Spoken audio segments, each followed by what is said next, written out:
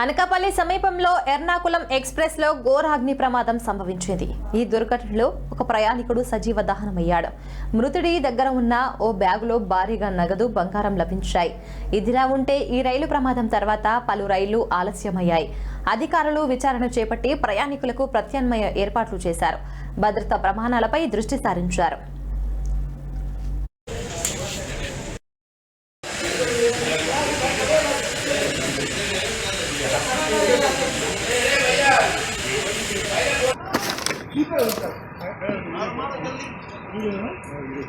తీస్తున్నా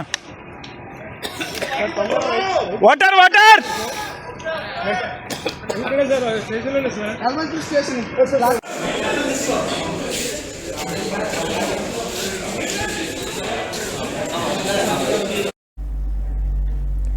అనకాపల్లి జిల్లా యలమంచిలి దగ్గర ఎర్నాకులం ఎక్స్ప్రెస్ రైలులో అగ్ని ప్రమాదం సంభవించిన సంగతి తెలిసింది.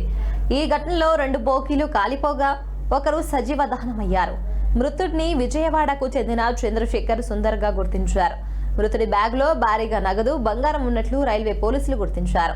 రైల్వే పోలీసులు చంద్రశేఖర్ కుటుంబ సభ్యుల సమక్షంలో ఆ బ్యాగ్ను తెరిచి చూడగా అందులో 5.80 లక్షల నగదు, బంగారం ఉన్నట్లు నిర్ధారించారు. అయితే దురదృష్టవశాత్తు చాలా వరకు నోట్ల కట్టలు మంటల్లో కాలిపోయాయి. ఈ ఘటనతో రైలు ప్రయాణికులు తీవ్ర భయాందోళనకు గురయ్యారు. ఈ ప్రమాదానికి గల కారణాలపై అధికారులు ఆరా తీస్తున్నారు.